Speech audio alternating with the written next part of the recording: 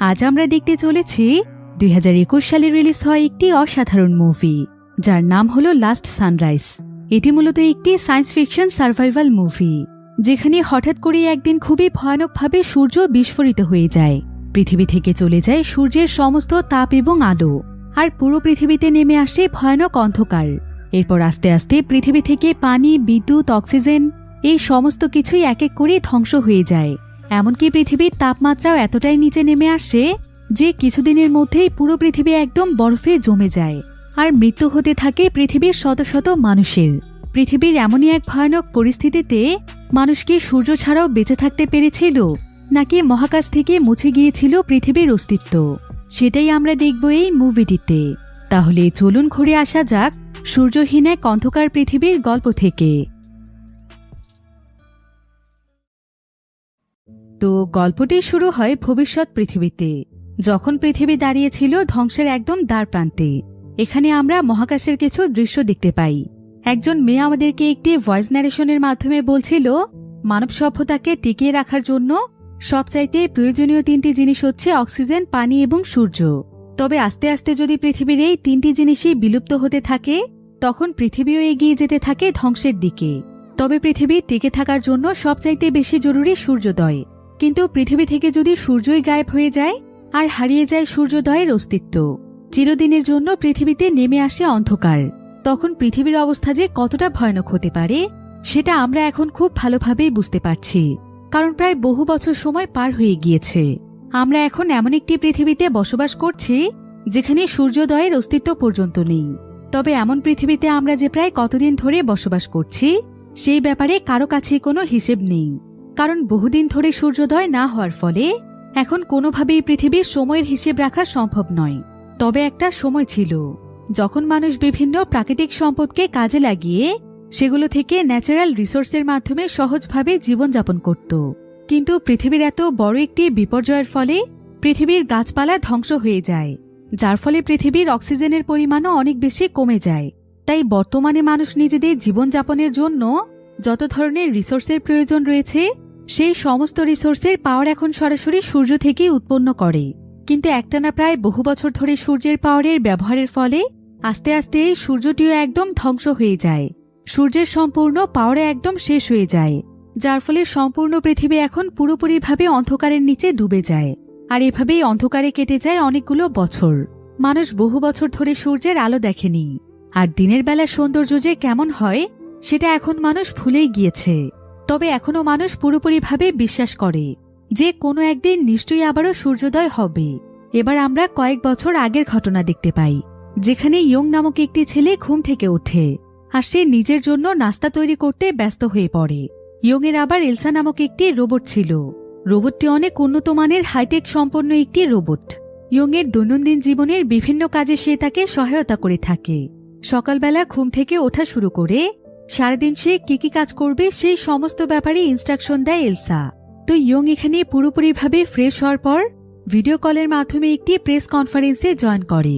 আর এই প্রেস কনফারেন্সটি ছিল হ্যালোরিয়াস নামক একটি কোম্পানির, যেটা কিনা ছিল একটি মাল্টিমিলিয়নার কোম্পানি। তাদের কাজ হচ্ছে সৌরশক্তিকে ব্যবহার করে যাবতীয় ধরনের সোলার সিস্টেম নিয়ে কাজ করা।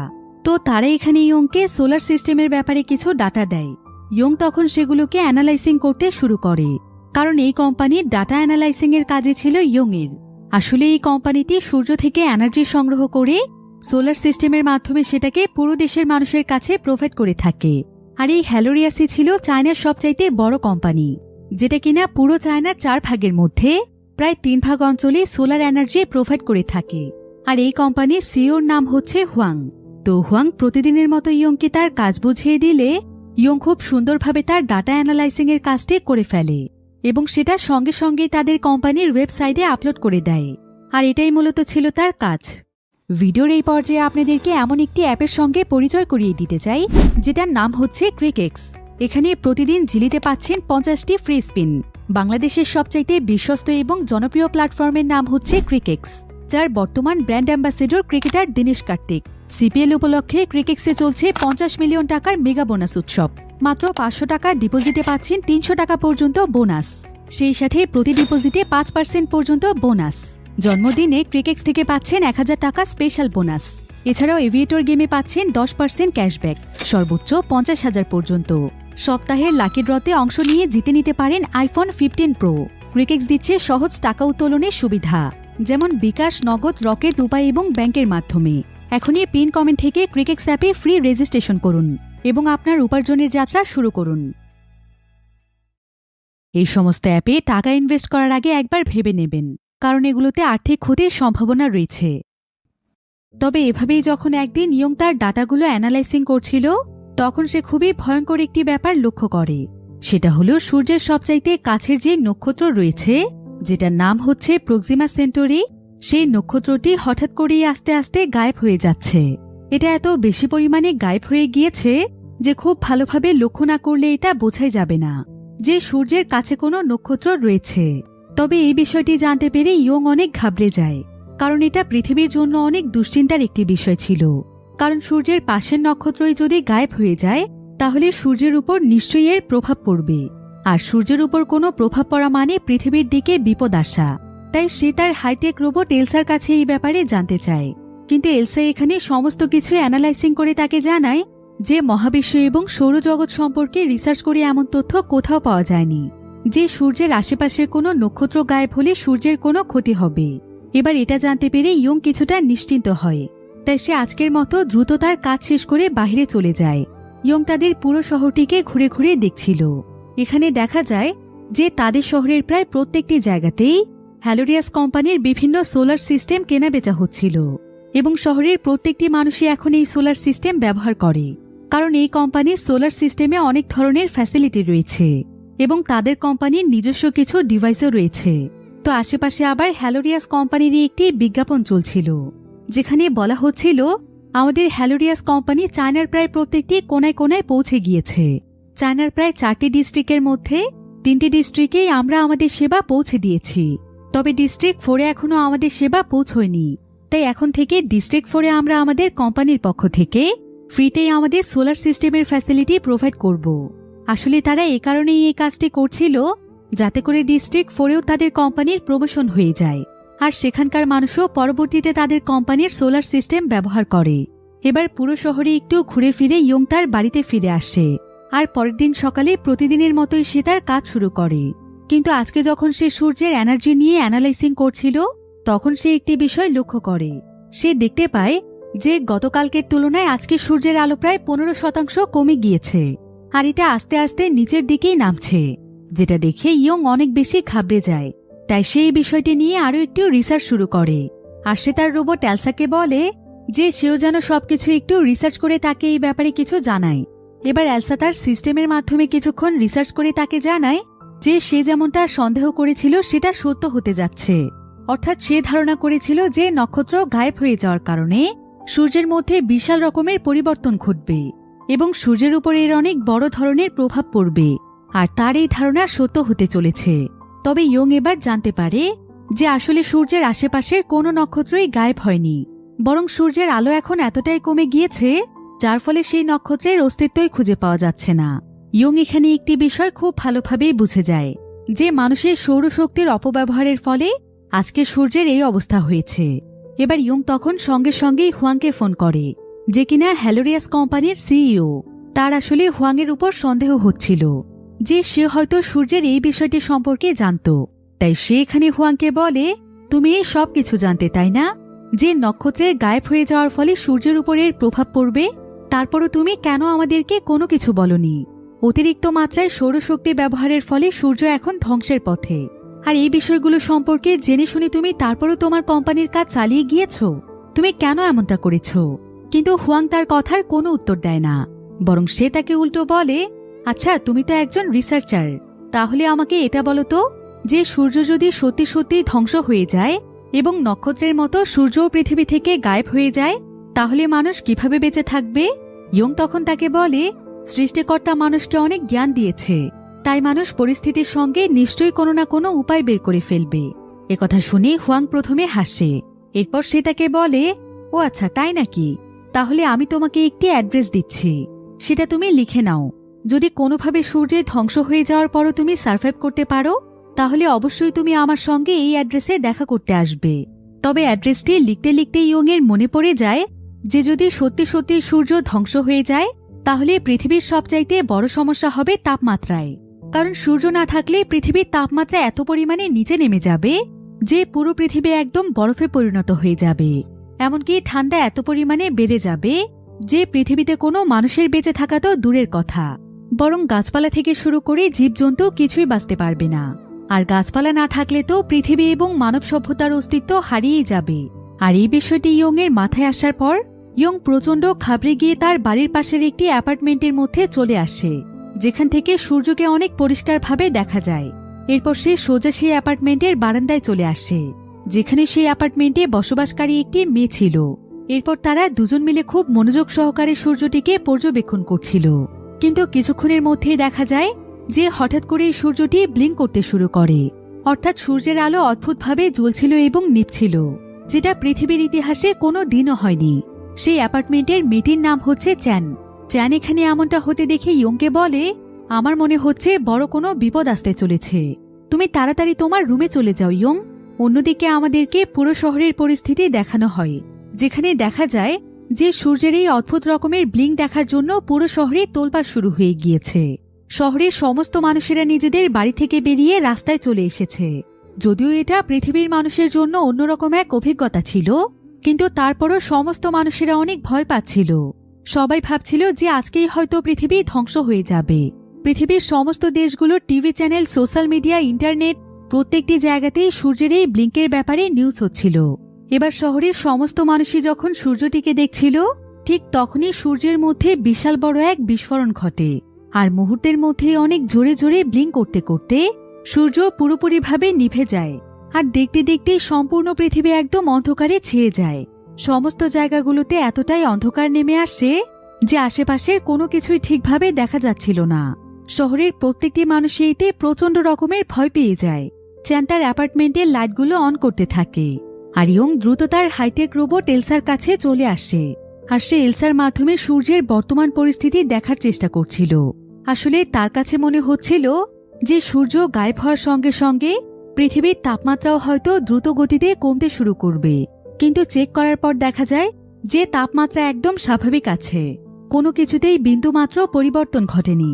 কিন্তু ইয়ং তো কিছুই বুঝতে পারছিল না, তাই সে এলসাকে এই সমস্ত ব্যাপারে প্রশ্ন করে। এলসা তখন কিছু সময় ধরে রিসার্চ করে বলে যে তাপমাত্রা আস্তে আস্তে কমতে শুরু করবে। পৃথিবীর বর্তমান তাপমাত্রার উপর অ্যানালাইসিং করে দেখা যাচ্ছে যে আগামী এক সপ্তাহের মধ্যে প্রায় 17 ডিগ্রি সেলসিয়াস তাপমাত্রা কমে যাবে। আর এভাবে চলতে থাকলে আগামী 1 বছরের মধ্যে পৃথিবীর তাপমাত্রা প্রায় 73 ডিগ্রি সেলসিয়াস পর্যন্ত নিচে নেমে যাবে, যেটা মানুষের জন্য অনেক ভয়ানক একটি ব্যাপার। কারণ যদি সত্যিই 1 বছরের মধ্যে এমনটা ঘটে তাহলে পুরো পৃথিবী একদম ধ্বংস হয়ে যাবে। মানুষ সহ গাছপালা, পশু পাখি সবকিছুই একদম শেষ হয়ে যাবে।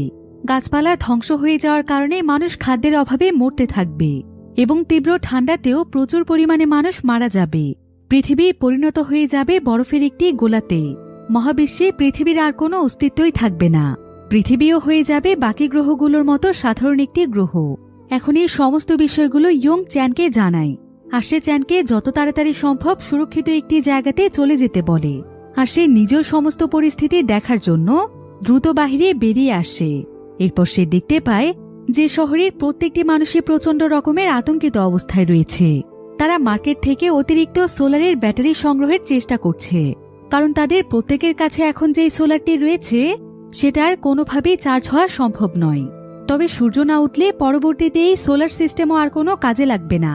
তবে এখন দেখা যাচ্ছে যে আস্তে আস্তে সোলার প্যানেলগুলোর পাওয়ার এবং এনার্জি শেষ হয়ে যাচ্ছে, যার ফলে শহরের লাইটগুলোর আলো কমতে শুরু করেছে। এদিকে প্রত্যেকটি মানুষই ধারণা করছে যে আগামী 24 ঘন্টার মধ্যে সোলার সিস্টেমের সমস্ত জিনিসগুলো বন্ধ হয়ে যাবে। এদিকে আজকে সূর্যের এত বড় একটি বিস্ফোরণের ফলে শহরের প্রত্যেকটি মানুষই অনেক আতঙ্কিত অবস্থায় ছিল, যার ফলে প্রত্যেকটি মানুষই যে যেভাবে পারছিল খাবার সংগ্রহ করছিল। এমনকি অনেকে তো প্রচুর পরিমাণে খাবার স্টক করে রাখছিল, কারণ পুরো দেশে যে অস্থিতিশীল পরিস্থিতির সৃষ্টি হয়েছে এতে করে হয়তো কয়েকদিনের মধ্যেই খাবারের সংকট দেখা দিতে পারে। আর এমন পরিস্থিতি দেখে ইয়ংও তখন প্রস্তুতি নিতে থাকে। সে একটি স্টোর থেকে 1 বোতল পানি এবং শহরের একটি ম্যাপ নেয়, কারণ হুয়াং তাকে যে অ্যাড্রেসটি দিয়েছিল সেই ম্যাপটির সাহায্যে সেই অ্যাড্রেসে যাবে। তাই সে তার সমস্ত প্রয়োজনীয় জিনিসপত্রগুলো সাথে নিয়ে দ্রুত তার বাড়ির দিকে যাচ্ছিল, কিন্তু মাঝপথে হঠাৎ করেই তার উপর একজন ব্যক্তি হামলা করে আর সে তার মাথায় আঘাত করে তাকে অজ্ঞান করে ফেলে। এরপর ইয়ংয়ের কাছে খাবার দাবার, টাকা পয়সা এবং যতগুলো জিনিসপত্র ছিল সেই সমস্ত জিনিসপত্রগুলো লোকটি চুরি করে নিয়ে পালিয়ে যায়। এরপর প্রায় কয়েক ঘন্টা সময় পার হয়ে যায়। হঠাৎ করেই এলসার শব্দে তার জ্ঞান ফিরে আসে, কারণ এলসার সঙ্গে তার একটি ব্লুটুথ ডিভাইসের মাধ্যমে কানেকশন ছিল। তো এলসা তাকে জানায় যে সে এখানে একটানা প্রায় 12 ঘন্টা যাবৎ অজ্ঞান অবস্থায় পড়েছিল, যেটা শুনে ইয়ং একদম চমকে যায়। তাই সে সঙ্গে সঙ্গেই তার বাড়িতে ফিরে এসে কিছু মেডিসিন নেয়, কারণ সে তার শরীরের বেশ কয়েকটি জায়গাতে আঘাত পেয়েছিল। এরপর সে কিছুটা সুস্থতা বোধ করলে বাড়িতে থাকা তার সমস্ত প্রয়োজনীয় জিনিসপত্রগুলো গুছিয়ে নিতে শুরু করে। সে তার সঙ্গে করে বেশ কিছু জামা কাপড় এবং সহজেই খাওয়ার জন্য বেশ কিছু ইনস্ট্যান্ট নুডলস নেয়। তবে যখন সে সমস্ত কিছু নিয়ে বাড়ি থেকে বের হতেই যাবে, ঠিক তখনই তার কাছে চ্যান নামক সেই মেয়েটি আসে। মেয়েটি তখন ইয়ংকে বলে, তুমি কোথায় যাচ্ছ ইয়ং? আমাকেও তোমার সঙ্গে নিয়ে যাও। আসলে আমি আমার অ্যাপার্টমেন্টে একাই আছি, তাই আমি চাইছি আমার মা বাবার কাছে চলে যেতে। তুমি কি আমাকে একটু পৌঁছে দিতে পারবে? কিন্তু ইয়ং তখন তাকে বলে, আমার কাছে একদমই সময় নেই। যত তাড়াতাড়ি সম্ভব আমাকে একটি কাজে যেতে হবে, আর আমাকে যেতে হবে অন্য একটি জায়গাতে, যেটা তোমার বাড়ির একদম বিপরীত রাস্তায়। তাই আমি চাইলেও তোমাকে আমার সঙ্গে করে নিয়ে যেতে পারবো না। একথা শুনে চ্যান তখন তাকে বলে, আমার কাছে গাড়ি আছে, যেটার মাধ্যমে আমরা দুজনেই খুব দ্রুত সময়ের মধ্যে আমাদের নির্দিষ্ট গন্তব্যে পৌঁছতে পারবো। তাছাড়া এখন আশেপাশে যেই পরিস্থিতি সৃষ্টি হয়েছে সেটার মধ্যে একা একা সার্ভাইভ করা একটু কঠিন বিষয়।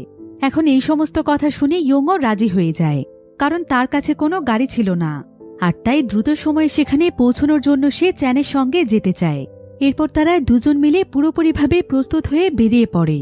তারা সোজা এসে গাড়িতে উঠে পড়ে। এবার ইয়ং এখানে চ্যানকে বলে, আমার কাজটি অনেক বেশি গুরুত্বপূর্ণ, তাই আমি হ্যালোরিয়াস কোম্পানির সিইও মিস্টার হুয়াংয়ের সঙ্গে দেখা করতে যাব। এটা আমার জন্য অনেক জরুরি, তাই আমি প্রথমে সেখানে যেতে চাই। আমি তোমাকে কথা দিচ্ছি, তার সঙ্গে দেখা করেই আমি তোমাকে তোমার বাড়িতে পৌঁছে দেব। যেন তখন তার কথায় রাজি হয়। এবার তারা দুজন মিলে বেরিয়ে পড়ে অন্ধকার এক শহরের মধ্যে। তবে শহরের অনেক মানুষই শহর ছেড়ে বিভিন্ন জায়গাতে যাচ্ছিল, তাই রাস্তার মধ্যে প্রচুর পরিমাণে জ্যাম লেগে আছে। তো তারা প্রায় অনেক সময় ধরে এই জ্যামের মধ্যেই বসেছিল। তবে কিছুক্ষণ পর বাহিরের পরিস্থিতি দেখার জন্য চ্যান একটু গাড়ি থেকে নামে, কিন্তু এই সুযোগে দেখা যায় যে ইয়ং এখান থেকে চ্যানের গাড়িটি নিয়ে পালিয়ে যাচ্ছে। তবে এমন সময় এলসা তাকে বলে, তোমার বন্ধু তো এখনো গাড়িতে ওঠেইনি, তাহলে তুমি গাড়ি নিয়ে কোথায় যাচ্ছ? তুমি হয়তো ভুল করে তাকে ফেলে চলে যাচ্ছ। কিন্তু ইয়ং তখন তাকে বলে, আমি ইচ্ছে করেই তাকে ফেলে এসেছি, ও আমার কোনো বন্ধু নয়, বুঝেছ? এই বলে ইয়ং অনেক স্পিডে গাড়িটি চালিয়ে সেখান থেকে চলে যাচ্ছিল। কিন্তু রাস্তার মাঝখানে মানুষের প্রচণ্ড ভিড় ছিল, যার ফলে সে কোনোভাবেই সামনের দিকে এগিয়ে যেতে পারছিল না। আর অনেক সময় ধরে সেখানে আটকে থাকার কারণে কিছুক্ষণের মধ্যেই সেখানে চ্যান চলে আসে। এরপর চ্যান তখন তাকে বলে, কি ব্যাপার, তুমি আমাকে না নিয়ে এত দূর চলে এসেছো কেন? তবে ইয়ং তখন পরিস্থিতি সামলে নেয়ার চেষ্টা করে। সেখানে তাকে বলে, আরে না না, তুমি যেমনটা ভাবছো তেমনটা নয়। আসলে এই রাস্তাটির মধ্যে অনেক জ্যাম লেগে আছে, তো তাই আমি ভেবেছি যে এই রাস্তার মাধ্যমে গাড়িটিকে ঘুরিয়ে ফেলি, এরপর তোমাকে নিয়ে একসঙ্গে রওনা হব। একথা শুনে চ্যান তখন তাকে বলে, ও আচ্ছা, তাই বলো। আমি তো ভেবেছিলাম আমাকে রেখেই তুমি পালিয়ে যাচ্ছ। এরপর ইয়ং তখন চ্যানকে আবারও গাড়িতে বসতে বলে, আর তারা দুজন মিলে আবারও তাদের যাত্রা শুরু করে। তারা এখন হুয়াংয়ের বাড়ির দিকেই যাচ্ছিল, যেটা কিনা ছিল তাদের শহর থেকে অনেক দূরে। তাই প্রায় বেশ কয়েক ঘন্টা যাবৎ অন্ধকার পথ পাড়ি দেওয়ার পর তারা দুজন মিলে কোনো মতে হুয়াংয়ের দেয়া সেই অ্যাড্রেসে পৌঁছে যায়। আর সেখানে যাওয়ার পর তারা দেখতে পায় যে হুয়াংয়ের সঙ্গে সেখানে আরও বেশ কয়েকজন মানুষ আছে, যারা কিনা সার্ভাইভ করার জন্য সেখানে আশ্রয় নিয়েছে। হুয়াং সেখানে প্রত্যেকের জন্যই খাবার, পানি এবং থাকার ব্যবস্থা করেছিল। তো প্রথমেই ইয়ং এবং চ্যান সেখানে থাকা প্রত্যেকের সঙ্গেই পরিচিত হয়। এরপর তারা সবাই একটু খাওয়া দাওয়া করে ড্রিঙ্ক করছিল এবং তারা শহরের বর্তমান পরিস্থিতি নিয়ে আলোচনা করছিল। যদিও সবাই এখানে গল্প করতেই ব্যস্ত ছিল, কিন্তু ইয়ং সেখানকার একটি জায়গাতে চুপচাপ বসেছিল। আসলে সে পৃথিবীর ভবিষ্যৎ নিয়ে অনেক বেশি দুশ্চিন্তা করছিল, আর সেখানে তার মনকে কিছুটা হালকা করার জন্য তার প্রিয় বন্ধু এলসার সঙ্গে কথা বলে। এলসাও তাকে খুব সুন্দরভাবে বিভিন্ন বিষয়ে তথ্য দিচ্ছিল, কিন্তু হঠাৎ করেই এলসা পুরোপুরিভাবে বন্ধ হয়ে যায়। ইয়ং এতে বেশ ঘাবড়ে যায়। এরপর ইয়ং চেক করে দেখতে পায় যে পুরোপুরিভাবে এলসার ব্যাটারির চার্জ শেষ হয়ে গিয়েছে। এখন চাইলেও কোনোভাবে এলসাকে অ্যাক্টিভ করা সম্ভব নয়। ইয়ং এতে প্রচণ্ড কষ্ট পায়, কারণ এই মুহূর্তে এলসাই ছিল তার একমাত্র বন্ধু, যে কিনা তাকে বহু বছর ধরে চেনে এবং যার সঙ্গে সে মন খুলে কথা বলতে পারে। তাই এলসার বন্ধ হয়ে যাওয়ায় ইয়ং অনেক কষ্ট পেয়েছিল, যার ফলে সে সেখানে মন খারাপ করে চুপচাপ বসে থাকে। আর অনেক সময় পার হয়ে যাওয়ার পরও যখন সে কারোর সঙ্গে কথাই বলছিল না, তখন চ্যান এটা দেখতে পেয়ে তার কাছে আসে। আর সে তার কাছে জানতে চায় যে তার কি হয়েছে, সে কি কোনো বিষয় নিয়ে সমস্যায় আছে। ইয়ং তখন তাকে তার রোবটটি সম্পর্কে জানায় এবং বলে যে সে এখন পুরোপুরিভাবে বন্ধ হয়ে গিয়েছে। আর বর্তমানে পৃথিবীর যেই পরিস্থিতি রয়েছে, এতে করে তার কাছে মনে হয় না যে সে আর কখনো তার এই প্রিয় রোবটটিকে অ্যাক্টিভ করতে পারবে। তাই তার এতটা বেশি খারাপ লাগছে। তবে চ্যান তখন তাকে বোঝানোর চেষ্টা করে। সে তাকে বলে, তুমি কোনো চিন্তা করো না, দেখবে অবশ্যই কোনো না কোনো ব্যবস্থা হয়ে গিয়েছে। এলসাকে তুমি আবারও অ্যাক্টিভ করতে পেরেছ। তবে চ্যানের এই সমস্ত কথাতেও তার মন ভালো হয় না, তাই সে চুপচাপ সেখানেই মন খারাপ করে ঘুমিয়ে পড়ে। কিন্তু কিছুক্ষণ পরেই যখন তার ঘুম ভেঙে যায়, তখন সে দেখতে পায় যে তার সামনে হুয়াং বসে আছে।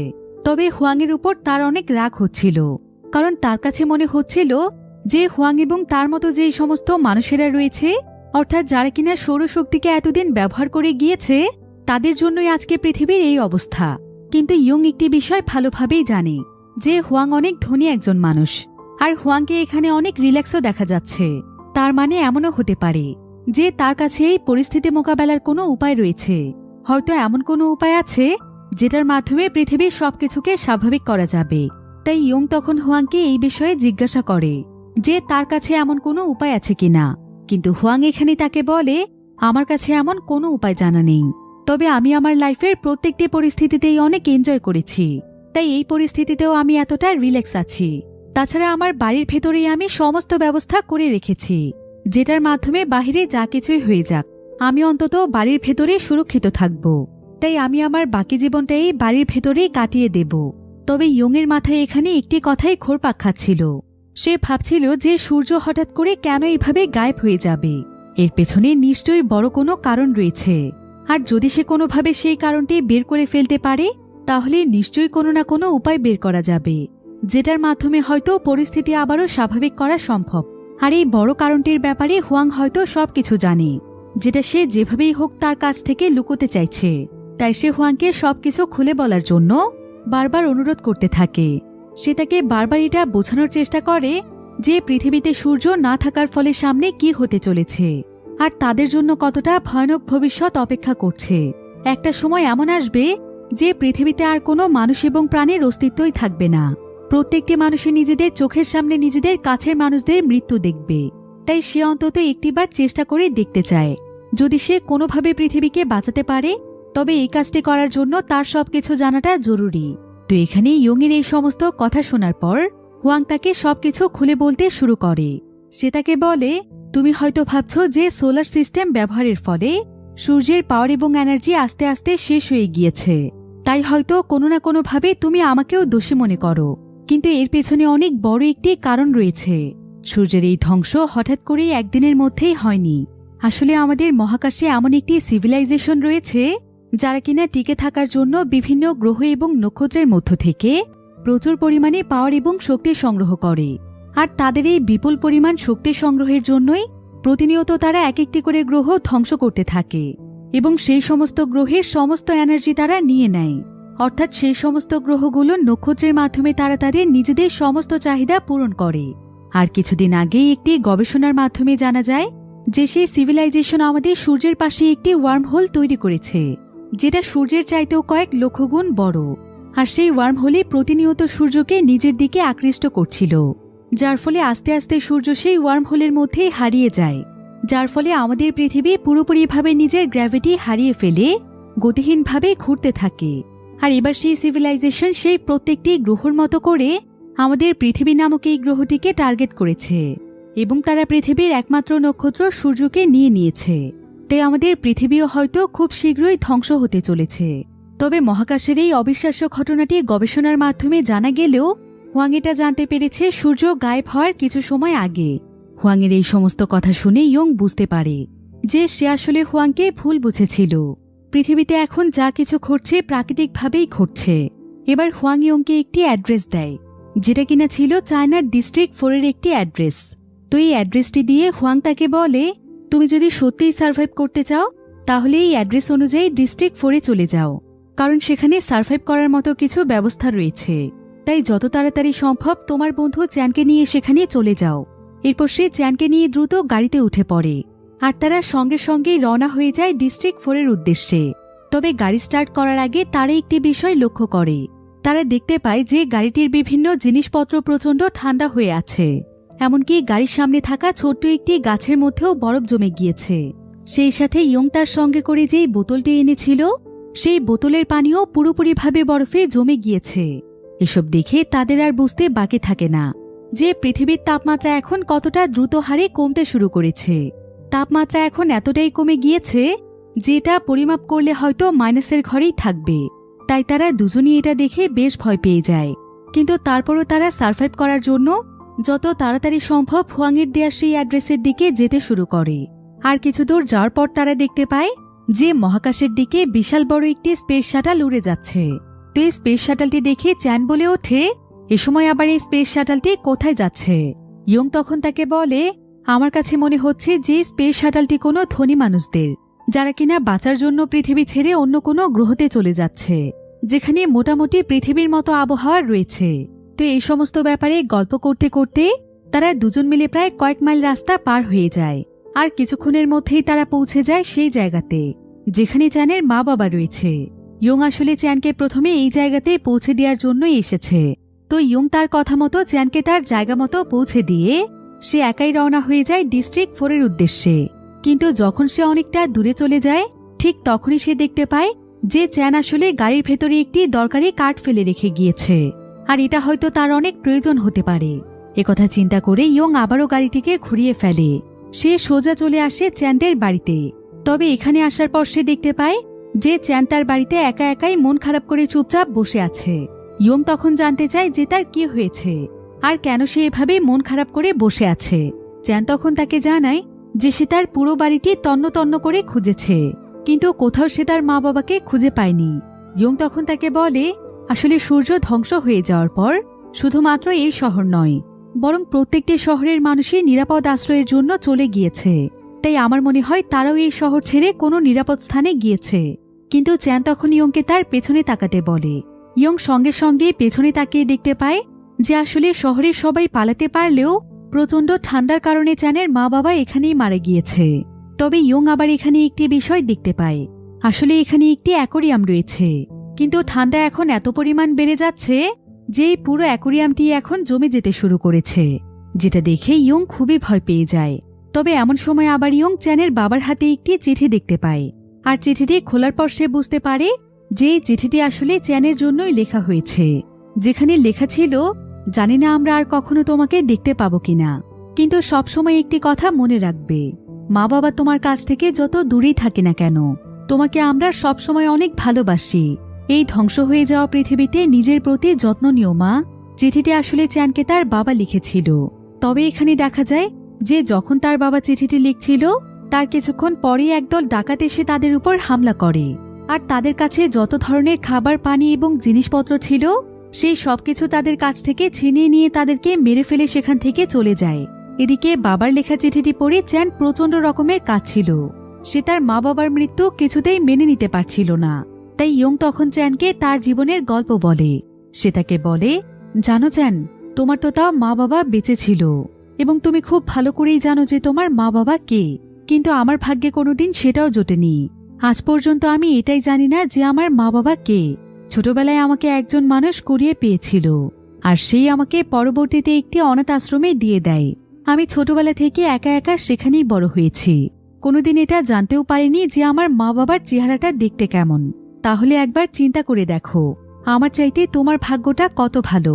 ইয়ংয়ের এই সমস্ত কথা শুনে চ্যান ইয়ংয়ের জন্য প্রচণ্ড কষ্ট পায়, আর সে সেখানে অনেক বেশি কাঁদতে থাকে। চ্যান তখন তাকে বলে, তুমি কি আমার সঙ্গে ডিস্ট্রিক্ট 4-এ যাবে? আমরা দুজন মিলে একসঙ্গে সেখানে সার্ভাইভ করব।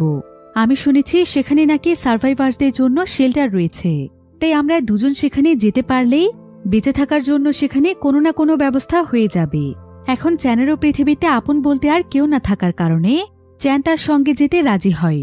এরপর তারা দুজন মিলে আবারও গাড়িতে উঠে পড়ে এবং তারা আবারও রওনা হয় ডিস্ট্রিক্ট 4-এর উদ্দেশ্যে। এরপর প্রায় অনেকটা রাস্তা পাড়ি দেওয়ার পর তারা ডিস্ট্রিক্ট 4-এর খুবই কাছাকাছি চলে আসে, কিন্তু দূর দূরান্ত পর্যন্ত খোঁজাখুঁজি করেও তারা কোথাও ডিস্ট্রিক্ট 4-এর কোনো চিহ্নই দেখতে পাচ্ছিল না। তাই ইয়ং তখন বারবার শহরের ম্যাপটি চেক করছিল, এটা দেখার জন্য যে তারা কোনো ভুল রাস্তায় চলে এসেছে কিনা। কিন্তু না, ম্যাপ চেক করে জানা যায় যে তারা একদম সঠিক রাস্তাতেই এসেছে। তাই ইয়ং ভাবছিল যে ম্যাপটি হয়তো তাদেরকে ভুল রাস্তা দেখাচ্ছে। তাই তারা আবারও প্রায় বেশ কয়েকটি জায়গাতে গিয়ে ডিস্ট্রিক্ট 4-এর সন্ধান করছিল, কিন্তু এতে করে দেখা যায় যে খুব দ্রুত সময়ের মধ্যেই তাদের গাড়ির ব্যাটারি ডাউন হয়ে যায়, যার ফলে তারা আর চাইলেও খুব বেশি দূরে যেতে পারবে না। তবে তারা তখন সামান্য একটু বিদ্যুতের খোঁজে কোনোমতে তাদের গাড়িটি নিয়ে সামনের দিকে এগিয়ে যায়, যাতে করে তারা বিদ্যুতের সাহায্যে ব্যাটারিটিকে চার্জ করতে পারে। তো কিছুক্ষণের মধ্যেই তারা একটি বাড়ি দেখতে পায় যেখানে সামান্য পরিমাণ বিদ্যুৎ ছিল। আর সেই বাড়িতে যাওয়ার পর তারা দেখতে পায় যে সেই বাড়ির মধ্যে একটি বয়স্ক কাপল রয়েছে। তবে তাদের বাড়িতে বিদ্যুৎ দেখে ইয়ং এবং চ্যান অনেক অবাক হয়ে যায়। তারা তখন তাদের কাছে জানতে চায় যে তারা বিদ্যুৎ কোথায় পেয়েছে।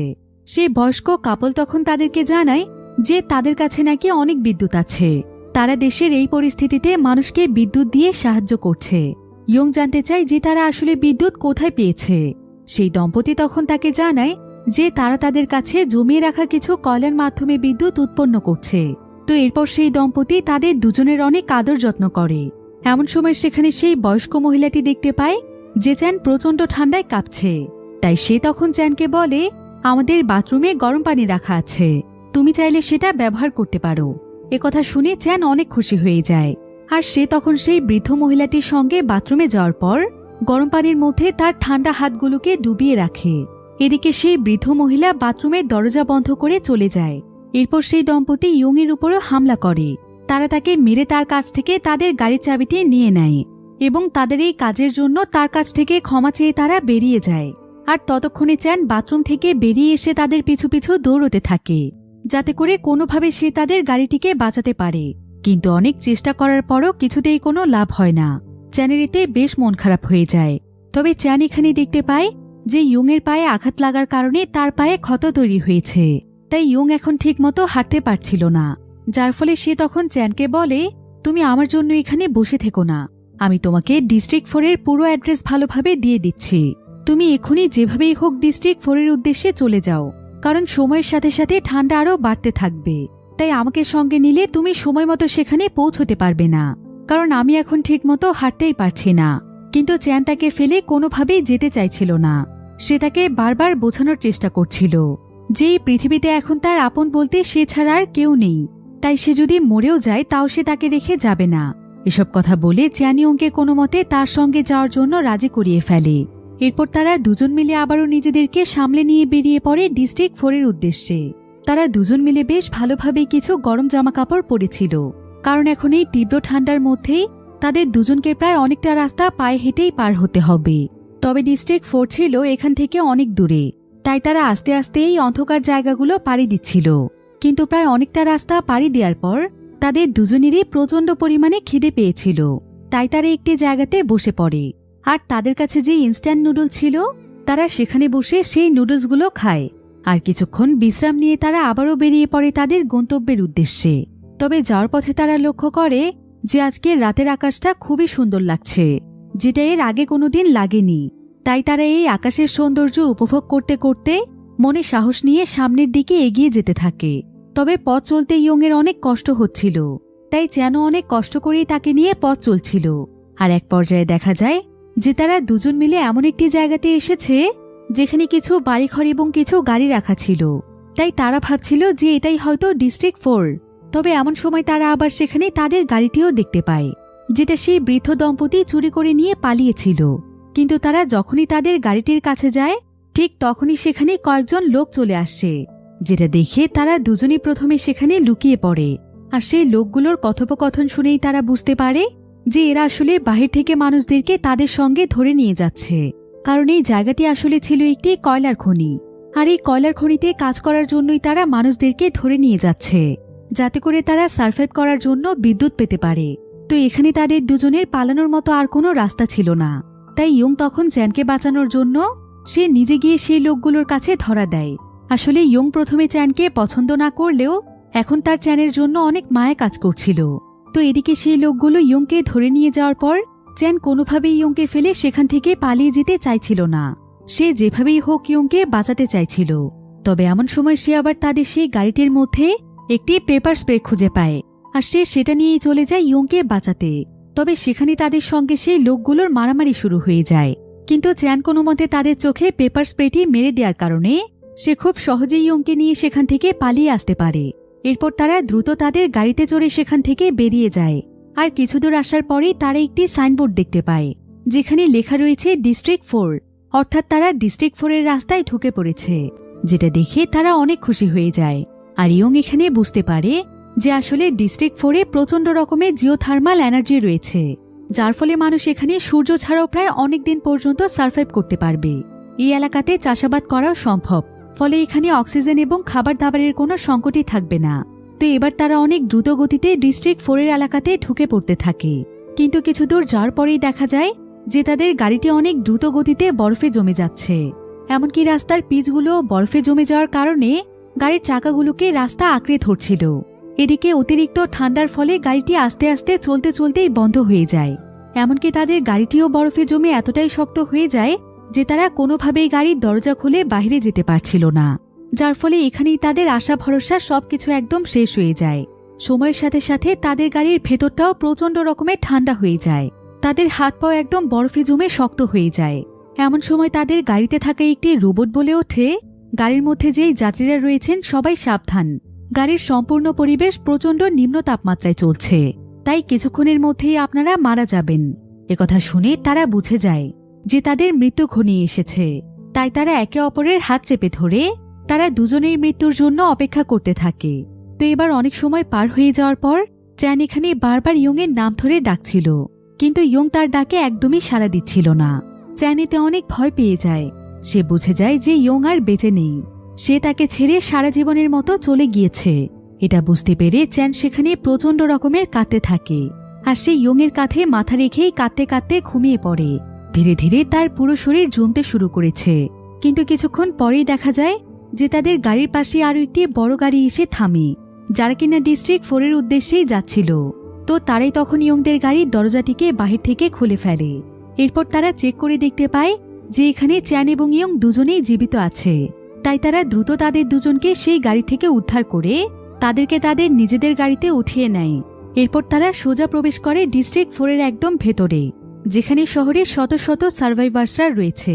এবার আমাদেরকে একটি ভয়েস ন্যারেশনের মাধ্যমে বলা হয় যে পৃথিবী এখন দ্রুত গতিতে একটি নতুন সোলার সিস্টেমের দিকে এগিয়ে যাচ্ছে, যেটা কিনা পৃথিবীতে সূর্যের মতোই আলো দেবে, এবং সূর্যের মাধ্যমে যেভাবে পৃথিবী পরিচালিত হয় ঠিক সেভাবেই পৃথিবী নতুন করে তার প্রাণ ফিরে পাবে, আর পৃথিবীর মানুষেরা ফিরে পাবে নতুন এক জীবন।